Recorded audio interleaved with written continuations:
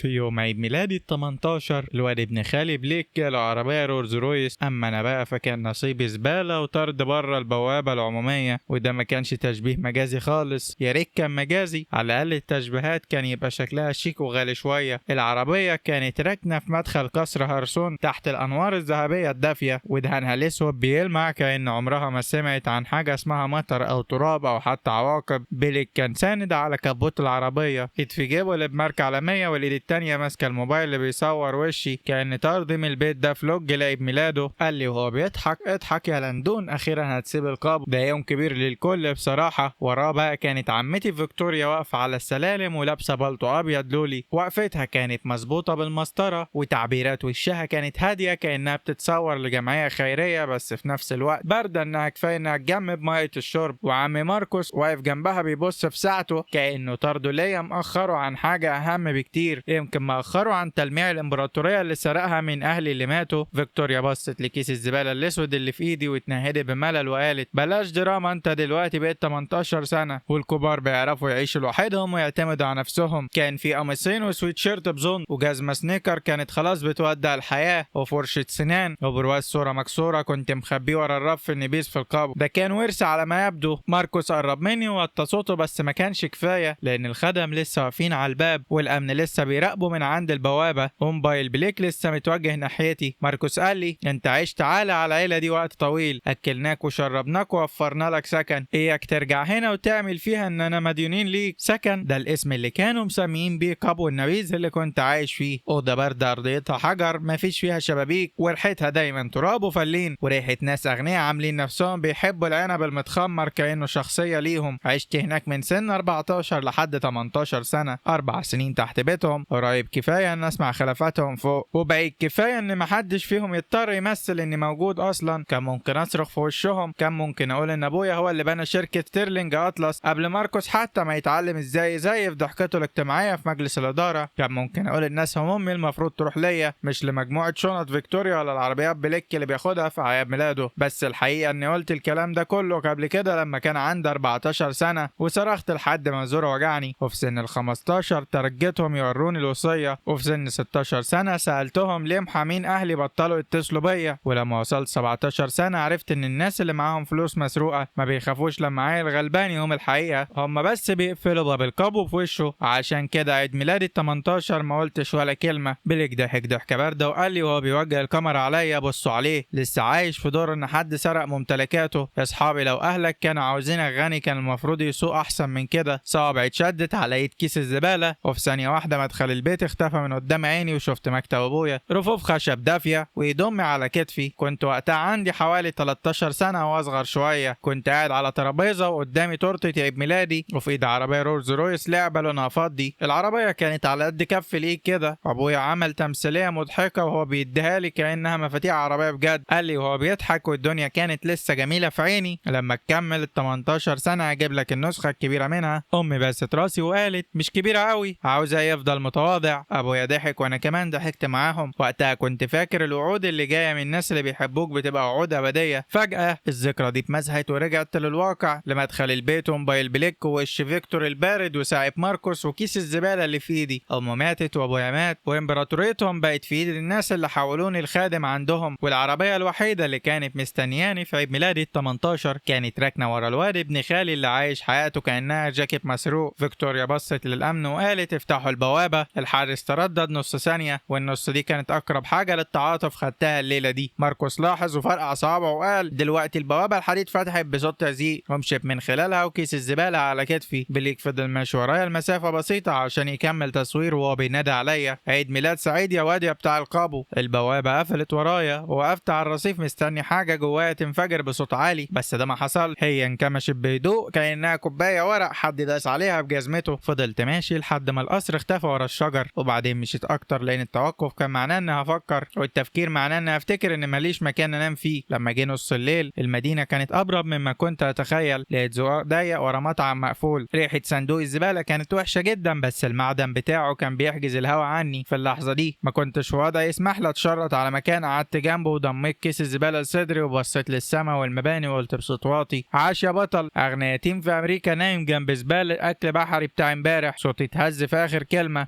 وده ضايقني اكتر من البرد نفسه. ضغطت بايدي على عيني وحاولت ما اطلعش اي صوت. الزقاق كان فاضي ومحدش بيراقبني، وده لسبب ما خلى الوجع اكبر، لان الذل قدام الناس يبقى حامي بس الذل وانت لوحدك يبقى تقيل قوي. قعدت افكر في اهلي والعربيه اللعبه والوصيه اللي عمري ما شفتها، وفي ضحكه فيكتوريا كل ما كانت بتقدم لي للضيوف وتقول ابن اخونا المسكين اللي تعبنا معاه. فجاه حاجه نورت قدامي. في الاول افتكرت شاشه الموبايل، بس افتكرت ان موبايلي فصل شحن في الكيس. كان في مستطيل اسود عايم في الهواء وبينور بحروف فضيه رفيعه مكتوب عليها بنك بلا حدود، في دعوه متاحه ليك، هل تقبل؟ فضلت انبحلق فيها كتير وبصيت حوالينا في الزخ. مفيش كاميرات، مفيش برامج مقالب، مفيش حد سكران بيضحك ورا صندوق الزباله، وما كانش في غير انا والبرد ورساله عايمه والمفروض انها ما تكونش موجوده اصلا. بلعت ريقي وقلت يا اما انا بموت من التلج وبخرف، يا اما الكون عنده خدمه عملاء غريبه جدا. ظهرت كلمتين وبول او رفض تحت الرساله. رفعت ايدي وهي بتترعش. يمكن كنت يائس، يمكن كنت غبي، بس اللي اعرفه ان العيل ما يبقاش فاضل معاه حاجه بيقدر يدوس على اي حاجه منوره وغريبه بتظهر له في الزقاق. دوست قبول والهواء اتشق بصوت معدني ناعم. وقعت في كفي كارت اسود كان اتقل مما يبدو، ناعم وبارد وحوافه فضيه ومكتوب عليه كلمه واحده بلا حدود، وتحتها بحروف فضيه شيك كان مكتوب اسمي لندون ستيرلينج. لاول مره الليله دي ملقتش نفسي حاسس بالبرد. الرساله العايمه اتغيرت وقالت اصرف اول معامله متاحه يرجع لك الضعف. فضلت باصص للكارت لحد ما صوابعي وجعتني ومن كتر ما انا ماسك فيه، وبعدين ضحكت ضحكه واطيه ووحشه. فيكتوريا ادتني كيس الزباله، بس في حاجه تانية، ادتني بنك. ولاول مره من ساعه ما اهلي ماتوا كان عندي سؤال يستاهل ان اعيش عشانه. يا ترى الوارث المشرد يقدر يشتري ايه لو كل دولار يصرفه يرجع له الضعف؟ اول معامله عملتها مع بنك بلا حدود ما كانتش عربيه خارقه ولا شقه في فينت هاوس ولا دخلت مليارات دراميه، كان مجرد سندوتش من بنزيمه ملفوف في بلاستيك وشويه وجع عاطفي. الكاشير بصلي كاني هسرق المناديل، وبصراحه كان عنده حق. كان شكلي واحد خسران في خناقه مع سبت غسيل وصندوق زباله. السويت شيرت بتاعي كان مكرمش وشعري متبهدل، وكنت ماسك كارت اسود غالبا ثمنه اغلى من ثلاجه السندوتشات نفسها. قلت له بالكارت لو سمحت. بص للكارت الاسود وبعدين بصلي. نظراته كانت بتقول تمثيليه حلوه يا صاحبي. ما كنتش قادر الومه. لو عيل شكله مشرد اداني كارت اسود فخم الساعه 1 بالليل هفترض يا اما سرقه يا اما هربان من طائفه غنيه ومجنونه. ما كانت الكارت زمرت وطلعت مقبول. الكاشير بربش بعينه وانا كمان بربش، وظهرت رساله في زاويه عيني بتقول عمليه شراء 8 دولار و42 سنت، المرتجع من بنك بلا حدود 16 دولار و84 سنت، تم تحديث الرصيد. خرجت بره ومعايا السندوتش في ايد والكارت في الايد التانيه. المدينه لسه برد وحياتي لسه متبهدله، بس في 16 دولار و84 سنت في حساب ما كانش موجود من 10 دقايق. خدت قطمه من السندوتش كان طعمه عيش وملح وقضيه مرفوعه ضد الخضار، بس كنت اعيط من الفرحه مش عشان السندوتش حلو، لا عشان ده بتاعي وانا بفلوسي. اشتريت بعدها ميه وبعدين شاحن رخيص وبعدين موبايل بريد من ورا الكاشير. كل مره كنت بدفع فيها كان بيرجع لي الضعف. ارقام صغيره، ارقام تافهه، بس كانت بتزيد ما بتنقص. وبعد 4 سنين وانا بشوف كل حاجه تخصني بتروح لايد تانيه. الاحساس ده كان مرعب ورهيب في نفس الوقت. لما الفجر طلع كان معايا فلوس كفايه اجيب اوضه في موتيل. المكان كان فيه سجاد قديم وورق حائط تعبان وموظف استقبال ما بيسالش اسئله طول ما الكارت شغال، وحبيته جدا الصراحه لان الراجل معاييره واطيه كده. هو بالظبط اللي كنت محتاجه. دفعت حق ليله واحده والسيستم رجع لي الضعف فورا. وقفت في الحمام الصغير والبخار مال المرايه وشفت التراب وهو بينزل من ايدي في الحوض. صوابعي كانت بتترعش وانا بفتح كيس الزباله وبطلع برواز الصوره المكسور. اهلي كانوا بيضحكوا ورا الازاز. ابويا ببدله كحلي وامي في فستانها الابيض وانا بينهم عندي 13 سنه وماسك العربيه الرولز رويس كانها كنز. حطيت البرواز على الحوض وبعدين خدت بالي من فازه عرف صغير جنب الباب. كانت فازه زرقاء رخيصه من السيراميك، ثمنها ما يجيش 20 دولار، بس صدري اتقبض لما شفتها. الفازه كانت الطريقه اللي بليك اتعلم بيها ازاي يخلي وجعي ماده للضحك. كان عندي وقتها 14 سنه. بعد الحادثه بكام شهر عيله هاوسون كانوا نقلوني خلاص للقبو، رغم انهم قالوا ان وضعه مؤقت والمؤقت ده يبقى 4 سنين. الاغنياء بيحبوا قوي الترتيبات المؤقته لما يكون حد غيرهم هو اللي بيعاني منها. يومها فيكتوريا كانت عامله غدا المتبرعين وكنت انا في المطبخ بغسل الاطباق لان ماركوس قال اني محتاجه اتعلم الانضباط. بيليك دخل وعنده بقايا كريمه على كم قميصه والميل الباين على وشه. كان عنده 13 سنه وشكله ناعم ومغرور ومقتنع بس ان العالم موجود عشان ينقله من اوضه غاليه لاوضه اغلى. قال لي يا واد يا بتاع القبو هات لي صودا، ما تلمتش بسرعه كفايه. قام مسك فازة فيكتوريا المستورده اللي كانت على ترابيزه الطرقه. قلت له حاسب، نزلها مكانها. ضحك وقام رميها على الارض. الفازة اتدشدشت 100 حته على الرخام. لثانيه واحده بصينا احنا الاثنين للقطعه المكسوره وفجاه بليك صرخ بعلى صوته يا عمتي فيكتوريا. لاندوس كسر الفازة. فضلت باصص له وهو باصص لي وبعدين ضحك ضحكه صغيره وخبيثه لانه كان عارف كويس مين اللي هيتصدق في الاخر. فيكتوريا جت تجري ورايا ومعاها ساعها ماركوس والخدم اتجمعوا عند باب المطبخ، وبليك شاور عليا وهو بيمثل ان صوابعه بتترعش من الخوف، وقال هو اتعصب عشان طلبت منه يشرب، قام كسرها. فقلت له ده ما حصلش، بس فيكتوريا ضربتني بالقلم قبل ما اكمل الجمله. صوت القلم رن في الطرقه كلها، خدي حرقني وعيني دمعت، مش عشان الوجع بس، لا عشان بيليك كان واقف ورا كتفها بيضحك من غير صوت وبيترعش من الفرحه، والكل كان باصص الناحيه التانيه ولكن في حاجه حصلت. فيكتوريا مسكت دقني بقوه وقالت لي في ودني بنبره واطيه، انت كائن مدمر، اهلك دلعوك وبوظوك، ودلوقتي احنا اللي لازم نصلح القرف والمصايب اللي سابوها وراهم. ماركوس بص على الازاز المتكسر في كل حته واتنحب بزهق وقال اخصم ثمنه ومصروفه. طبعا دي كانت نكته بايخه لان ما كانش عندي مصروف اصلا، وده كان المضحك في الموضوع. خلونا نلم الازاز المتكسر بايدي حافيه من غير اي حمايه في الوقت اللي بيريك كان قاعد فيه على السفره بياكل التحليه بتاعته ببرود. واحد من اللي شغالين صعبت عليه وحاول يديني جوانت البسه، بس فيكتوريا شافته هزت راسها بالرفض وقالت لا سيبه يتعلم، لازم يتعلم. وفعلا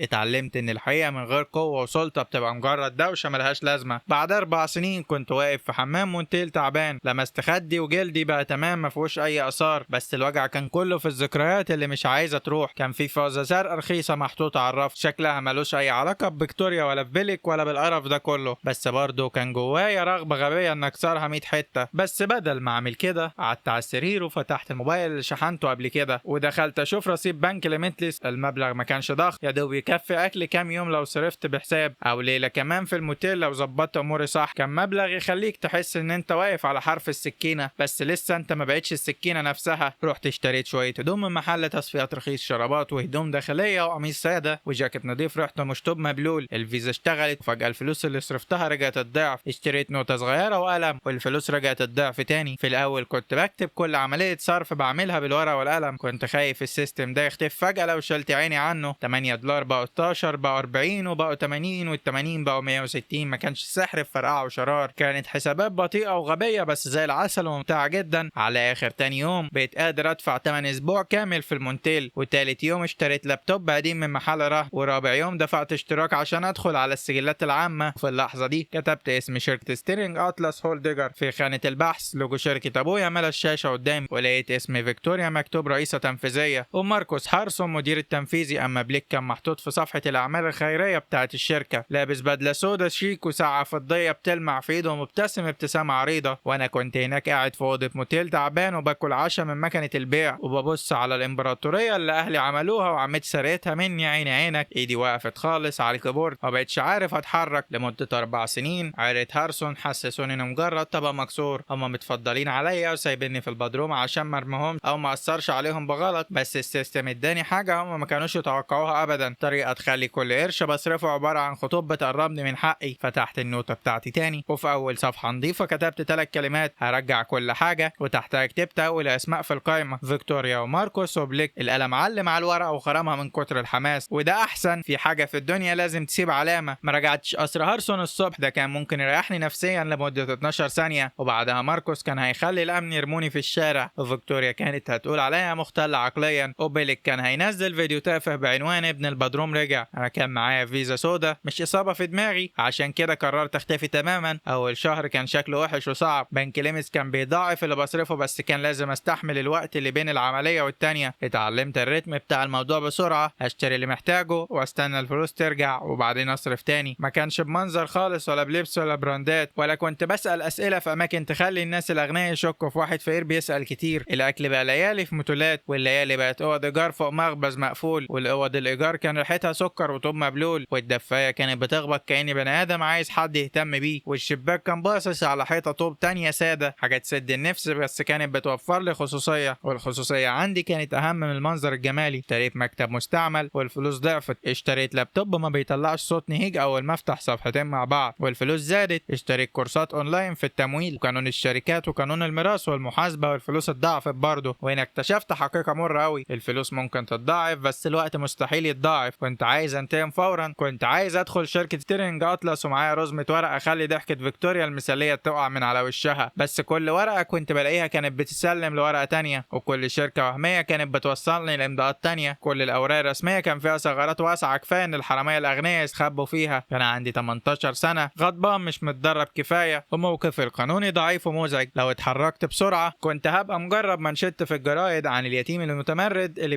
بيتهم الأوصية عليه، أو الأخ الحاقد اللي بيهاجم بيزنس العيلة، أو الوريث المهزوم اللي بيتم التلاعب بيه من ناس غريبة. فيكتوريا كانت غالبا مجهزة البيانات دي ومكتوبة عندها في الدرج. هي كانت بتموت في التخطيط لوجع الناس، فقررت أذاكر وأتعلم. صرفت الفلوس لأن الصرف هو اللي بيجيب الفلوس. اشتريت أدوات أحسن ومعلومات أدق واستشارات أقوى، وعرفت إني محتاج حد أشطر مني بكتير. ومن هنا لقيت نايومي كروس. مكتبها كان في الدور الخامس في مبنى ضيق بين كتب الضرايب ومحامي طلاق. مفيش رخام ولا سكرتيرة لابسة هيد تيست، مجرد باب إزاز وست لابسة بليزر أسود وشكلها بيقول إن ممكن تشم ريحة النصب من ورا الخرسانة. بصت لي بصة واحدة وقالت أنت صغير قوي. قلت لها وأنت ملاحظتك قوية. بقها تهز هزة خفيفة وقالت أنت طالب مراجعة قانونية لملفات ورث مرتبط بشركة ستيرلينج، ده مش مشروع مدرسة أكيد؟ قلت لها لا طبعا. قالت وتقدر تدفع. حطت الفيزا السوداء على مكتبها ما لمستهاش وقالت القروض دي ممكن تترفض عادي. قلت لها بتمثيل الثقة بتاعي ما بيحبش يترفض. ندمت على الحركة دي فورا، بس العملية تمت وهواجبها ترفع ملي واحد، وده بالنسبة ليومي كأنه تصفيق حار وقفل تشجيعا ليا. حكيت لها اللي يكفي عشان نبدأ: أبويا وأمي إليوت وجريس ستيرلينج، الحادثة والتبني والوصية اللي عمري ما شفتها، ونقل ملكية الشركة والبدروم وطرد في يوم عيد ميلادي. نايلون سمعتني من غير تقاطع خالص، ولما خلصت فتحت الدرج وطلعت نوتة قانونية وكتبت جملة واحدة فوق: امشي ورا السيطرة مش الوجع. قلت لها الجملة دي شكلها بارد أوي. قالت لي بس دقيقة، لو هم سرقوك فهم خبوا السرقة في تفاصيل السيطرة: أسهم، توكيلات، ديون، واجتماعات مجلس إدارة، والوجع ده كان مجرد حاجة استخدموها عشان يشغلوك عن الحقيقة. حبيتها فورا، بس حبيتها عشان ما طبطبتش عليها وقالت لي ليها شجاع. الشجاعة دي كلمة بيقولها الناس لما بيكونش معاهم أدوات حقيقية يغيروا بيها الواقع، ونايومي كان معاها الأدوات دي. خلال ال3 سنين اللي بعد كده كنا بنبني حاجة في السكات. نقلت من الأوضة اللي فوق المخبز لشقة صغيرة بشكل شغال ومحترم، وبعدين لشقة أحسن الجيران فيها مش بيصرخوا في المواسير، لحد ما بقيت مكان واسع يكفي شاشات وكراتين وملفات وصور أهلي القديمة. بنك ليميتس كبر معايا. اشتري خضار والفلوس ترجع الضعف، اشتري عربية والفلوس ترجع الضعف، اشتري عقارات صغيرة بأسماء شركات تانية والفلوس ترجع الضعف، اشتري تقارير استشارية ومراجعات قانونية ومعلومات وتحقيقات خاصة، وكل ده يرجع الضعف. السيستم ما كانش بيشجعني ولا بيطبطب عليا، كان ببساطة بيكافئ الحركة. كل ما اصرف الرصيد يعلى، وكل ما الرصيد يعلى افتكر كلمة فيكتوريا ان الكبار بيعيشوا بجهدهم تماما. هعيش وهنجح لدرجة تخليها تشرق وتتخنق من كتر الضغط. نايومي اتبعت الورق الورث القديم ولقيت ورق نضيف زيادة عن اللزوم، ومضاعات التواريخ ما كانتش ماشية مع سجلات سفر أهلي. لقيت تعديل في وصية توافق عليها في وقت مشبوه وقريب قوي من حادثة أهلي، ولقيت شركة وهمية لمست أصول عيلة ستيرلينج قبل ما ماركوس يمسك زمام الأمور رسميا. ما كانش في حاجة تقطم الرقبة مرة واحدة، بس كل ده كان كفاية إننا نفضل نحفر ونكمل. وفي الوقت ده عيلة هارسون كانوا عايشين حياتهم بصوت عالي قوي. بليك والسوشيال ميديا بتاعته بقت أسوأ تقرير شغل بتابعه. بينزل صور ساعات وعربيات ورحلات تزلج وحفلات خيرية، وواقف بيضحك جنب فيكتوريا كأنه هو اللي اخترع الطيبة. كل بوست كان بيفكرني إنه بيصرف فلوس وحياة مبنية على جثث أهلي. شفت فيديو ليه وهو بيستلم عربية رولز رويس عمولة. شفت الفيديو 3 مرات، مش عشان بحب الوجع، أنا مش درامي للدرجة دي، بس عشان التاريخ كان مهم. ده كان يوم عيد ميلاده 18. فيكتوريا كانت واقفة جنبه بتسقف، وماركوس بيديله علبة المفاتيح. الوصف كان مكتوب فيه أميرنا يستحق العالم. أميرنا. قفلت الفيديو وفتحت النوتة بتاعتي، وفي أول صفحة تحت جملة هرجع كل حاجة كتبت سطر جديد: أعياد الميلاد تفرق معاهم. دي ما كانتش معلومة بيزنس، دي كانت كيد وغل، وساعات الكيد بيبقى هو البوصلة اللي بتمشيك صح. لما تميت 21 سنة كانت حياتي اللي الناس شايفاها لسه متواضعة، وده كان المطلوب بالظبط. بالنسبة لعيلة هورسون لو فكروا فيا فأنا مجرد يتيم ضايع واختفى في شقة رخيصة وحظه منيل، بس من ورا الحيطة الفلوس بقت حقيقية جدا، والأصول والشركات الوهمية بقت واقع. حصتي الهادية في شركة ستيرلينج أطلس كانت صغيرة كفاية عشان محدش يحس بيا، بس كفاية تخلي ليا كرسي في الشركة لو حبيت. نايومي جات لي الشقة في يوم ممطر ومعاها ملف، والشقة خلاني أتعادل في قعدتي قبل ما تنطق. بكلمها قلت لها في إيه؟ قالت لي عيد ميلادك ال21 الأسبوع الجاي. قلت لها أنا عديت يوم الميلاد ال18 ومتحمس جدا. قالت لي هيروحوا مزاد برنيت للعربيات في فراري نسخة محدودة ومفيش غيرها في البلد تتباع عن طريق بيع خاص. حطيت الملف على مكتبي وجواه صورة للعربية بتلمع حمراء واطية ومستفزة وذوق بليك بالظبط. للحظة شفت الرولز رويس اللعبة اللي كانت في ايدي وانا عندي 13 سنة، وبعدها شفت بليك وهو ساند على عربية عيد ميلاده وانا شايل كيس الزبالة. ابتسمت نيولي، بصت لي بتركيز وقالت لندن. قلت لها ايه؟ قالت الصح. قالت الابتسامة دي معناها ان لازم اسأل احنا لسه بنعمل التصرف الصح والعقلاني. قلت لها ايوه انا مش محتاج الفراري دي، بس بليك كمان مش محتاجها. تاني يوم واحدة من شركاتي سجلت في المزاد، مش باسمي ولا بأي حاجة توصل ليا. الهارسون كانوا على وشك يقبلوا المزايدة، محدش فيهم شافه قبل كده، وانا كنت هشتري اول هدية عيد ميلاد ليا من حقهم. بليك وصل لمزاد العربيات وكانت الفراري خلاص وافقت تتجوزه. كان لابس جاكيت كانت ابيض من غير جرافطه وساعه بتلمع تنور لطياره في الجو. فيكتوريا كانت ماشيه جنب حرير ناعم وبتبتسم للضيوف ابتسامه مصطنعه بتستخدمها اول ما الكاميرات تقرب. وماركوس كان وراهم ومعاه 2 مساعدين ووشه عليه تعبيرات راجل مقنع ان الاسعار دي مجرد اقتراحات للناس التانية مش ليه.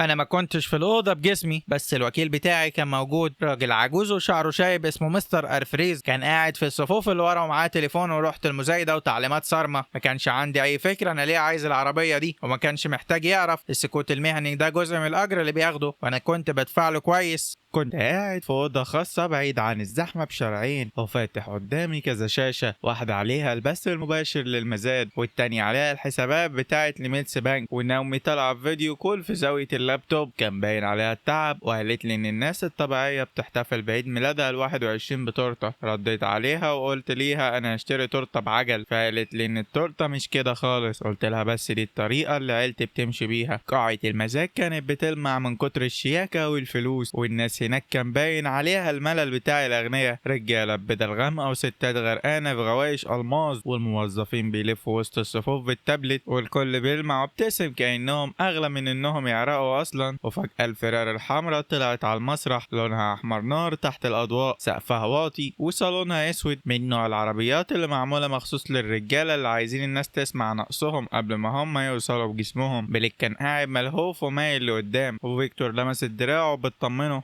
وماركوس ادى إشارة بسيطة للمندوب بتاعهم عشان يبدأ المزايدة. المزاد بدأ برقم خيالي بيشتري المونتيل اللي كنت بنام في زمان مرة، والمزايدة ولعت بسرعة. ماركوس يزود وحد تاني يعلي عليه وماركوس يعلي أكتر. بليك كان بيضحك زي العائل الصغير على حد بيغرف أكلة ليه في طبق. وفي اللحظة دي مستر الفريز رفع اللوحة بتاعته والمزاد صاح مزايدة من رقم 117. ماركوس بص وراه بس ما شافونيش، شافوا راجل عجوز ملامح هادية وما يبانش عليه أي تعبير. ماركوس زود السعر تاني وانا قلت لمستر الفريز يعلي اكتر، وصوت الراجل اللي بقى يدير المزاد بقى حد واقوى. الجو في القاعه اتغير تماما والناس بدات تلف راسها بفضول. محدش بيهتم لما الاغنياء يصرفوا فلوسهم، بس الكل بيموت في اللحظه اللي غني فيها يتكسر قدام الناس ويترفض له طلب. بليك بيضحك وماركوس زود السعر تاني بحده وهو بيرفع ايده في الهوا، وانا رديت عليه وعليت. نومي اتنهدت من ورا الشاشه وقالت ان ده استثمار فاشل. قلت ليها ده مش استثمار اصلا. قالت لي كده انا قلقت اكتر. قلت ليها اعتبريه كارت معايدة لعيد الميلاد. في البث المباشر شفت بليك بيهمس لفيكتوريا بحاجة، فابتسمت وطبطبت على ايده بس عينيها كانت مبرقة وضيقة، ودي كانت اول علامة ان هما بدأوا يتوتروا. ماركوس مال على المندوب بتاعه طلب يزود، وانا رديت عليه قبل ما الراجل بتاع المزاد يلحق يخلص. نطق رقم وبدأت ناس في القاعة تضحك ضحك خفيف، ومش على ماركوس، لسه بدري على ده، هما بيضحكوا على الموقف نفسه. ودي هي الطريقة اللي بيبدأ بيها الإذلال العلني في الأماكن الشيك، يبقى هادي ومؤدب وكل واحد بيمثل انه مش مستمتع باللي يحصل. ماركوس بص لورا تاني وفكه كان مشدود جدا، وش بليك بقى احمر زي الدم، وشفته هو بيبرطم مين ده بس محدش رد عليه. سعره وصل لمرحله خرافيه خلت 2 من كبار جماهير العربيات ينسحبوا. في اللحظه دي العربيه ما بقتش مجرد عربيه، بقت خناقه غاليه ومكبره على الفاضي. ماركوس عمل اخر مزايده ليه وكانت بشعه، مش هتدمره ماديا بس كانت مكلفه عاطفيا لانه ضغط على نفسه بزياده عشان يحمي خيال ابنه بليك في عيد ميلاده. انا بصيت للشاشه وزودت $1,000,000 مرة واحدة فوق الرقم بتاعه. نومي غمضت عينيها وقالت لي دي تفاهة. قلت لها ده الصح. القاعة كلها سكتت خالص والراجل كرر الرقم وماركوس محركش شعره. فيكتوريا فضلت محافظة على ابتسامتها غالبا لانها متدربة قدام المراية سنين على المواقف اللي زي دي. بليك بص لماركوس وهو مش مصدق. الامير كان موعوب باللعبة واللعبة دي لسه متاخدة منه حالا. المزاد صح اول مرة تاني مرة، وماركوس كان بيبص لمستر الفريز كأنه عايز يقتله بنظراته. وفجأة المطرقة نزلت اتباعت لرقم 117. بليك أمن مكانه بسرعة وعمل صوت مزعج على الأرض والناس كلها لفت نظرها. في حد رفع موبايله يصور. بليك زعق لماركوس وقال له يا بابا انت قلت لي ان الموضوع خلصان. ماركوس مسك دراعه وقال له اقعد. بليك رد انا كنت عايز العربية دي. فيكتوريا مالت عليه بتهديد وقالت له مش هنا، وده خلى الموضوع أسوأ لأن بليك عمره ما عرف يعني ايه مش هنا. حكايته كلها كانت هنا قدام الناس والحاجة بتجيله لحد عنده. الناحية التانية من القاعة كانت سيرينا فيل قاعدة بتراقب وساندة دقنها على ايدها. انا عارف سيرينا كويس، كل اللي في الصحافة والاقتصاد عارفينها. عيلتها بتمتلك شبكة اعلام ومواقع كتير وليها تأثير يخلي اي فضيحة تطلع ليها لسان. كانت شابة وشيك جدا ومشهورة بأسئلتها اللي بتخلي المديرين يعرقوا ببدالهم الغالية. شفت عينيها وهي بتنقل بين بليك ومستر ارفريز، وبعدين بصت لرقم اللوحة، وبعدين رجعت بصت لفيكتوريا. البنت دي بتلمح الخيط قبل ما الدخان يطلع اصلا، وده كان تمام بالنسبة لي. انا محتاج شهود في الاخر بس مش دلوقتي. محدش في القاعة كان يعرف ان انا اللي ورا الموضوع ده. فيكتوريا وماركوس شافوا حد بس غامض بينافسهم، وبليك شاف لعبته اتسرقت منه، وسرينا شافت سؤال محتاج اجابة، وانا شفت اول عيار في عيد الميلاد هو بيرد في صدرهم. البنك خلص الاجراءات والفلوس نزلت في حساب السري زي الرعد ملوش صوت. الفلوس ضعفت نفسها والاهانة فيهم ضعفت نفسها كمان. لما البث خلص نومي قربت من الكاميرا وقالت لي باين عليك مبسوط. قلت لها انا بقيت عاقل. قالت لي انت اشتريت فيراري مش محتاجها بس عشان تبوظ عيد ميلاد. قلت ليها بالظبط ده اسمه نضج. هي ما ضحكتش بس شفايفها اتهزت كانها عايزه تضحك. بالليل بليك ما نزلش اي حاجه على السوشيال ميديا، ودي كانت علامه انه موجوع بجد. لا صوره ولا ابتسامه مزيفه ولا كلام عن النعم. صمت تام بالنسبه لواحد زي بليك. الصمت ده معناه جنازه. تاني يوم الصبح نومي بعت رساله ان سيرينا كفيل بتدور ورا الشركه اللي اشترت العربيه. قريت الرساله مرتين وضحكت، مش لان سيرينا عرفت حاجه، هي ما تعرفش، بس في حد ذكي رمح الخيال اللي ماشي وراهم، والخيال ده يبقى مفيد طول ما الناس بتبص عليه ومش قادره تلف وتشوف الحقيقه. عيله هارسون قالوا ان المزاد الفراري ده كان حظ وحش، وده مضحك جدا لان ثروتهم كلها قايمه على ان حظ يفضل وحش للابد. بليك رجع لحالته بسرعه زي اي حد مدلدل. اشترى ساعه جديده، نزل صوره في الجيم، وكتب كلام عن الحاقد، ومثل ان خساره الفراري قدام نص صفوه المدينه كانت درس روحي. ماركوس طلع غله في الموظفين، وفيكتوريا فضلت تبتسم اكتر. وبعدها جه مشروع تطوير الساحل. شركه ستيرنج اعلنت عن المشروع بصوره فخمه وخطابات متلمعه. فيكتوريا كانت واقفه قدام ماكينه المشروع كانه حلم غني عن الطبيعه بعد ما شالوا منه الطبيعه الحقيقيه، وانتجعوا فيلا خاصه ومحلات وبراندات ومارينا لليخوت وكل حاجه الناس الغنيه تحبها عشان يحسوا ان هم متواضعين وبيشربوا اغلى المشروبات. المشكله كانت في الارض، كانت في حته صغيره جوه منطقه التطوير دي، مش مساحه ضخمه ولا فخمه، بس كانت ضروريه جدا. ومن غير الماكيت كان شكله كأن حد واكل قطمه من نصه. نومي هي اللي لقت الارض دي الاول، وقالت لي في مكالمه الصبح ان عمتي كانت بتبيعها بالارض قبل ما البيع يخلص اصلا. قلت لها دي جراءه. قالت لي ده استهتار. قلت ليها وده نوعي المفضل من الجراءه. الارض كانت تابعه لصندوق عائلي وعايزين يبيعوا ويخلصوا، وفيكتوريا وماركوس كانوا ضامنين ان الشركه هتاخدها، لدرجه انهم عزموا المستثمرين على غدا خاص وجهزوا الصور والرسومات. وماركوس بدا يعمل مكالماته مع معارفه في المدينه باسلوب نووي صفحه اللود الهجومي، وده معناه ضغط ومعناه فرصه. انا اشتريت الارض اللي جنبها الاول بشركه، وبعدين استخدمت شركه تانية عشان انافس على القطعه المهمه دي، وماركوس حاول يخلصها باتفاقات خاصه. فيكتوريا عملت مكالمه شخصيه، حتى مستشار المدينه لمح ان البائع لازم يختار ستيرنج اطلس عشان المصلحه العامه، بس البائع فكر في الكاش، والكاش دايما بيكسب. لما الارض بقت بتاعتي كنت قاعد في شقتي ببنطلون ترنج وباكل نودلز من علبه كرتون، والبنك خلص الدفع والفلوس لفت في السيستم ورجعت ليا الضعف. حسابي زاد في الوقت اللي فريق ماركوس غالبا فقد فيه قدره انه يرمش من الصدمه. بعد الظهر الشركه عملت عرض للمستثمرين رغم كل حاجه، واتفرجت على التسجيل بعدين. فيكتوريا كانت واقفه ببدله شيك جنب الماكت، وماركوس جنب الشاشه، وبليك كان حاضر عشان حد قال له وقفتك جنب الماكت بتعتبر خبره بيزنس. فيكتوريا بدات كلامها ببراءه عن الارث والمجتمع والرفاهيه المستدامه وكل الكلام الغالي اللي محدش بيفهمه بس بينبسطوا بيه، لحد ما مستثمر رفع ايده وسال هل حته الارض اللي في النص دي بقت معانا؟ ابتسامه فيكتوريا ما اتهزتش، وماركوس طلع وقال احنا بنخلص الاجراءات الاخيره، وده معناه لا. مستثمر تاني مال على الماكت وشاور على القطعه الناقصه وقال له لو الارض دي مع حد تاني كل طرق الدخول ومواقع البناء وخطط المارينا هتتغير تماما. ماركوس ابتسم كأن الراجل شتم جزمته وقال له احنا بنبني بقالنا عشرات السنين ومش قلقانين، بس الحقيقه هو كان مرعوب، وعرفت من نبره صوته اللي الاغنياء بيستخدموها لما يحبوا الناس تبطل تلاحظ ان في حريقه والعه. فيكتوريا حطت ايديها على الماكت وقالت المشروع مكتمل في ميعاده. دي كانت اللحظه اللي ورطت فيها نفسها بزياده. المستثمر هز راسه ببطء وهو مش مقتنع، بس كان مؤدب لدرجه انه استنى لما يخرج عشان يكلم حد تاني. والاوضه بدات تهمس. سيرينافيل كانت هناك برضه واقفه ورا ومعاها كاس ميه وبتبص على الماكت، عينيها على الارض الناقصه، وبعدين بصت لماركوس، وبعدين بصت لايد فيكتوريا اللي لسه على الماكت كانها بتحاول تداري المشكله بصابعها المتلمعه. سيرينا عرفت ان اللي اشترى الفراري واللي اشترى الارض غالبا واحد، بس ما تعرفش ان انا وده احسن. عيله هارسون ما يعرفوش برضه، وده احسن واحسن. على بالليل المواقع المتخصصه بدات بتنشر الخبر: مشروع ستيرلينج أطلس بيواجه مشاكل في الأرض، والمستثمرين بيسألوا عن صفقات مش مضمونة، ومشتري مجهول بيقفل طريقة دخول المنتجع. مشتري مجهول. حبيت الاسم ده. تاني يوم الصبح بليك نزل صورة من جيم العيلة وكتب: الناس اللي بتخبي أساميهم جبنة. كنت عايز أرد عليه وأقول له: الناس اللي بتستخبى ورا شركات مسروقة لازم تسخن قبل ما تحكم على الجبناء، بس مسكت نفسي لأن ضبط النفس ده جزء من تطوير الشخصية. حاجة مستفزة بس مفيدة. صفقة الأرض جابت تاني مكسب ليا، بس جابت لي برضو أول وجع دماغ. ملكية أرض مش زي ملكية ساعة، ما ينفعش تحطها في درج وتتفرج على انتقامك. كان في ضرايب ومصاريف صيانة وقوانين تقسيم واختراق قانونية. نومي بعتت لي ملف تقيل جدا وقالت لي: مبروك، انتقامك بقى ليه أوراق حكومية. قلت لها بكرة الجملة دي. قالت لي: لازم تكررها، لأن الأوراق دي هي الطريقة اللي الأغنياء بينزفوا بيها بالراحة. وكان عندها حق. لأول مرة فهمت إن الفلوس ممكن تشتري ضغط، بس الضغط ده محتاج إدارة صح. ولو اشتريت بتهور كل الأصول هتبوظ وتحلل. ولو شركة ستيرنج أطلس انهارت بسرعة زيادة عن اللزوم ممكن أدمر الشركة اللي أنا عايز أصلا أرجعها. دي كانت المشكلة، إنك تستك جوا بيت ناوي تسكن فيه، إنك مش هينفع تولع في كل حيطانه. بس برضه رعب المستثمرين عمل اللي محتاجه بالظبط، وسهم الشركة نزل مش كتير بس كان كفاية. وبدأت أشتري في هدوء تام، شوية من هنا شوية من هنا وشوية من هناك، عن طريق صندوق استثماري محدش كان ممكن يربطه أبدا لو كان بينام في يوم من الأيام جنب صندوق زبالة. فيكتوريا وماركوس كانوا راميين اللوم على مشتري مجهول أو صندوق منافس، يمكن حد بيحاول يبتزهم أو منافس ليهم في مجال المنتجات الفخمة. عمرهم ما شكوا فيا، بس بالنسبة ليهم أنا خلاص بقى يا إما ميت يا إما بكنس في حتة. في أحسن الأحوال أنا كنت شارع وتاه من ذاكرتهم. ما كانوش يعرفوا إن القط ده بقى ليه سنان، وما كانوش يتخيلوا إن هو يتحول لنمر. وبعدين ناومي كلمتني بالضربة اللي عليها الدور وقالت لي إن في اجتماع طارئ للمستثمرين في ستيرلينج أطلس الأسبوع الجاي. رفعت عيني من على ورق الأرض وسألتها لو الاجتماع ده كان علني. قالت لي مغلق، بس المساهمين اللي معاهم الأوراق مطلوبة يقدروا يحضروا. بصيت لصورة أهلي القديمة اللي على مكتبي. الشركة دي كانت بتاعتهم والمبنى كان بتاعهم. كنت بتجنب أدخله عشان ما أكونش مستعد للي هيحصل فيا أول ما أدخله، بس الوقت جه. مش هكشف عن المشتري المتخفي ولا هبين ورق الحقيقي. هدخل كحاجة صغيرة، مجرد مصدر إزعاج، مساهم صغير ليه كرسي. كنت عايز أشوف وش فيكتوريا أول ما باب يتفتح. مقر ستيرنج أطلس كان شكله بالظبط زي ما كنت فاكره، وفي نفس الوقت ملوش علاقة باللي كنت فاكره. ده اللي الحزن بيعمله، بيعدل في شكل المباني من غير ما يستأذن حد. الصالة لسه فيها الحيطان الإزاز الطويلة والأرضية الرخام البيضة واللوجو الفضي الضخم ورا مكتب الاستقبال. أبويا كان بيمشي في الصالة دي وهو حاطط إيده على كتفي، والموظفين كانوا بيوقفوه كل كام خطوة. كان بيبقى عارف أساميهم كلهم، مش بس المديرين، لا ده حتى أمن المبنى والمساعدين والسواقين والناس اللي بتغير الورد جنب الأسانسير. ماركوس بقى كان بيمشي في نفس الصالة دي بعد سنين، وكأن الناس دي مجرد عفش لابس جزم. وقفت قدام الأبواب اللي بتلف دي شوية قبل ما أدخل. شفت شكلي في الإزاز، بدلة سودا حلقة نظيفة ووشي هادي، بس معدتي كأني بلعت طوبة. قلت لنفسي ادخل يا بطل، انت اشتريت حقك في انك تبقى متوتر جوه. الموظفة بصت لي وانا بقرب منها وسألتني بكل أدب: اقدر اساعدك بطريقة الناس شيك دي متدربة قبل ما تقرر لو كنت مهم ولا ماليش لازمة. سلمتها اوراق المساهم بتاعي، عينيها راحت للتابلت ورجعت تاني، وبعدين وقفتها اتغيرت وقالت لي: لحظة يا سيد ستيرلينج. سماع اسمي في الصالة دي كان وقع اصعب مما كنت اتخيل. باب الاسانسير اتفتح ومساعد شاب خدني لدور الاجتماعات. ناس ببدل واقفين جنب ترابيزات القهوة بيتكلموا صوت واطي، والكل عليه نفس التعبيرات: هادين واغنياء وقلقانين، بس بيحاولوا يمثلوا ان هم مش قلقانين. بعدين شفت فيكتوريا كانت واقفة جنب الشبابيك مثالية كالعادة، وماركوس بيتكلم مع اتنين من اعضاء الادارة، وبليك كان ساند على الحيطة وماسك موبايله شكله زهقان وغالي. في ثانية ما حدش خد باله مني، وبعدين بليك رفع عينه ووشه اتجمد، وده كان شعور ممتع للحظات. وبعدين ضحك وقال بصوت عالي عشان المستثمرين يسمعوا: هو البدروم بقى فيه واي فاي دلوقتي ولا ايه؟ رؤوس كتير لفت ناحيتي وفيكتوريا بصت وراه. تعبيرات وشها اتغيرت مليمترات. اغلب الناس مش هياخدوا بالهم، بس انا خدت بالي. قضيت سنين وانا بدرس ضحكتها عشان اعرف اني واحده فيهم معناها ان في خطر. ماركوس لف وهو كان اخر واحد، بصلي من رجلي لراسي، وبعدين بص للمساعده وسال هو بيعمل ايه هنا. المساعده بصت في التابلت وقال ان السيد ستيرلينج مسجل كمساهم. بيليك ضحك وقال: مساهم اشترى ايه؟ كوبون وحل. شويه مستثمرين ضحكوا ضحك مؤدب مش ضحك حقيقي. ده النوع من الناس اللي بتعمله عشان يفضلوا قريبين من السلطه. حسيت بحراره في وشي. 4 سنين في بدروم تخلي الواحد حافظ طعم ان حد يضحك عليه. كنت عايز اقول له انا اللي اشتريت العربيه الفيراري اللي قاعد يعيط عليها. كنت عايز اقول لفيكتوريا ان الارض اللي هي محتاجاها بقت تحت سيطرتي. كنت عايز اقول لماركوس ان المشتري المجهول اللي كان بيشتمه في التقارير السريه واقف قدامه على بعد 3 ترابيزات. بس ما عملتش اي حاجه من دي. النمر اللي بيصغر بدري بيقلب معزه. فابتسمت ابتسمت وقلت له مبسوط اني شفتك يا بليك، لسه بتلخبط بين الصوت العالي والاهميه. الضحك المؤدب غير اتجاهه، مش كتير بس كان كفايه، وضحكة بليك اختفت. ماركوس قرب وقال ان الاجتماع ده للمستثمرين الجديين بس. حطيت الكارت بتاعي على ترابيزه التسجيل، قلت له يبقى لازم اقعد قبل ما حد يفكر في القاعه دي للناس الجديه فعلا. مستثمر كبير كح في ايده، والمساعده بصت في التابلت بتركيز جامد. فيكتوريا قربت مني وقالت بصوت واطي يا لاندون، دي مفاجاه مش متوقعه. صوت واطي في مكان عام، شهود قريبين. دي كانت النسخه من فيكتوريا اللي عايزه تبان كريمه وهي بتسن السكينه تحت الترابيزه. قلت لها افتكرت انك هتفرحي، انت دايما كنت بتقولي للناس انك ربيتيني كواحد من العيله. عينيها برقت وفك ماركوس اتحرك، وبليك نفخ وقال عيله؟ انت كنت بتنام في مخزن النبيذ عشان كنت بتخوف الموظفين. دي كانت غلطه منه. اقرب مستثمر لينا لف راسه وبص، وفيكتوريا قبضت ايديها على الدوسيه اللي معاها. بصيت لبليك وسكت ثانيه زياده عن اللزوم، وقلت له نسخه مثيره للاهتمام، بس انا فاكره ان البدروم كان ليف. القاعه ما كانش فيها شقه صدمه، القاعه الحقيقيه نادر ما بيحصل فيها كده اللي في الدراما الرخيصه. بس كلام كتير وقف، وعضو مجلس الاداره نزل فنجان القهوه بتاعه. ماركوس دخل في الكلام وقال ان احنا مش هنناقش تاريخ العيله. قلت له لا، احنا بنناقش تاريخ شركه، وقعدت على كرسي في اخر الترابيزه. بليك كان بيبص لي كاني قعدت فوق تورته في عيد ميلاده. ماركوس بص ناحيه الامن وبعدين افتكر الكارت اللي على الترابيزه ففرمل نفسه. التردد الصغير ده كان حاجه عظيمه، ما كانش بصوت عالي ولا درامي، بس كان مجرد راجل استوعب ان القواعد اللي استخدمها عشان يرميني ما بقتش شغاله جوه القاعه دي. الاجتماع بدا وماركوس اتكلم عن انشاءات السوق وتاخيرات الارض والتدخلات والمضايقات من اطراف مجهوله. الاطراف المجهوله دي كانت انا. كنت لابس قناعات كتير نظيفه وتغييرات وش هاديه جدا. فيكتوريا اتكلمت بعدها وقعدت تمدح في استقرار الشركه وتكلم عن الارث والمسؤوليه، وكل ما كانت بتقول كلمه ارث كنت بفتكر توقيع ابويا تحت توقيعها في الورق. ولما اتفتح باب الاسئله رفعت ايدي. ماركوس تجاهلني، بس المستثمر الكبير اللي جنبي قال له المساهم الشاب ده عنده سؤال. ماركوس اضطر يبص لي، فخليت صوتي هادي وسالت ممكن الاداره توضح ليه في اصول معينه مرتبطه بالميراث من صندوق عائله ستيرلينج اتنقلت وبقت تحت سيطره كابينات تابعه لهارسون بعد وفاه اهلي؟ القاعه سكتت تماما، مش عشان الكل فهم اللعبه، هم مش محتاجين يفهموا، هم سمعوا كلمه ميراث وسمعوا اسم ستيرلينج وشافوا ضحكه فيكتوريا وهي بتتجمد. ماركوس رد بسرعه وقال ده ملوش علاقه بجدول الاعمال الحالي. هزت راسي وقلت له اكيد، التاريخ المسروق دايما بيكره جداول الاعمال. بليك اتحرك من على الحيطه وكان هيشتم، بس فيكتوريا لمست دراعه قبل ما يخلص. قالت بليك بصوت ناعم وحاد في نفس الوقت، فسكتت. ولد شاطر، اقعد اثبت وارسل الحاجه المسروقه. ما قلتش كده بصوت عالي، ده نضج تاني مني. الاجتماع كمل بس القاعه اتغيرت. المستثمرين بقوا بيراقبوا ماركوس بتركيز، والموظفين من ورا الازاز بقوا بيبصوا لجوه. فيكتوريا فضلت رافعه راسها بس صوابعها كانت بتخبط على الدوسيه. لسه مش شاكين فيا ان المشتري المجهول، لسه فاكريني مشكله صغيره يتيم حاقب معاه شويه اسهم ولسان طويل. قطه بضوافر، وده مثالي جدا عشان القطط بتخربش بس النمور بتستنى. بعد الاجتماع بيلك خبط في كتفي وهو ماشي جنب الاسانسير وقال استمتع بالكورس الصغير بتاعك، دي الحاجه الوحيده اللي في المبنى اللي هتمتلكها في حياتك. شفته وهو ماشي وبعدين موبايلي رن. نومي بعتت لي لينك. بيلك كان بينزل ستوري تاني فيديو قصير من طيارته الخاصه وكاس في ايده، ومضيف الطيران واقفه جنبه ووشها مشدود. الوصف كان فيه ناس اتولدت عشان تخدم. بصيت للفيديو كتير وبعدين ابتسمت من غير ضحك. بيليك لسه مسلمني السكينه اللي عليها الدور. بيليك كان بيعشق الكاميرات لحد ما الكاميرات حبته بس بسبب غلط. فيديو الطياره بدا كانه منظره، وطبعا بيليك ما يعرفش ياخد نفسه جنب كرسي جلد من غير ما يتاكد ان الناس عرفت ان الجلد ده مستورد. كان قاعد على كرسي لونه كريمي ونضارته فوق شعره وايده ماسكه الكاس والتانيه بتشاور بكسل على المضيفه اللي واقفه في الممر. وقال لها اضحكي انت طالعه في الستوري بتاعتي. هي ما ضحكتش، فبليك ضحك وقال لها يلا ما تبقيش مكسوفه، الناس زيك لازم يشكروا ربنا لما ناس زيي يخليكوا تتشافوا. شفت الفيديو مرتين مش عشان عجبني بس عشان الزاويه كانت مهمه. في موبايل تاني كان بيصور من ورا فاصل الكابينه، صوت اوضح وش باين اكتر من غير فلاتر ولا لمعه الولد الغني. كان بليك حقيقته وبشاعته هو اللي بيتعالى على ست بتعمل شغلها. ناومي بعتت الملف ورساله وبتقول هو بيعمل نص الشغل بنفسه. رديت عليها وقلت لها دي موهبته الوحيده. المضيفه ما كانتش اتكلمت علني، كانت خايفه وانا فاهم ده. ناس زي بليك بيرزعوا الخوف في الموظفين، يا تضحك يا تخسر شغلك. اسكت يا اما مش هتاخد توصيه. مثل ان الاهانه نكته يا اما تطلع انسان نكدي. فعملناها بنظافه. ناومي تواصلت معاها عن طريق محامي عمال وانا مولته المحامي بطريقه ما توصلش ليا، والمضيفه وافقت تنشر الفيديو من غير الاسم الاول مع حمايه جاهزه لو هرسون حاولوا يدوسوا عليها. الفيديو اتنشر في الحسابات المستقله قبل الفطار. وعلى الغدا كان في كل حته بليك هورسون يهم مضيف الطيران ورئيس ستيرنج اتلس بيقولوا ان العمال لازم يشكروا ربنا ان يرغني في طياره خاصه. العنوان الاخير ده ما كانش بتاعي بس احترمته جدا. وكده نكون وصلنا لنهايه الجزء ده، لكن لاندون لسه مخبي اكبر اسراره، وعائله هارسون لسه مش عارفين مين اللي بيحرك كل حاجه وراهم. يا ترى هينكشف لاندون وايه اللي هيحصل في فضيحه بليك؟ لو عايزين الجزء اللي جاي اكتبوا لنا كمل في التعليقات. يلا سلام.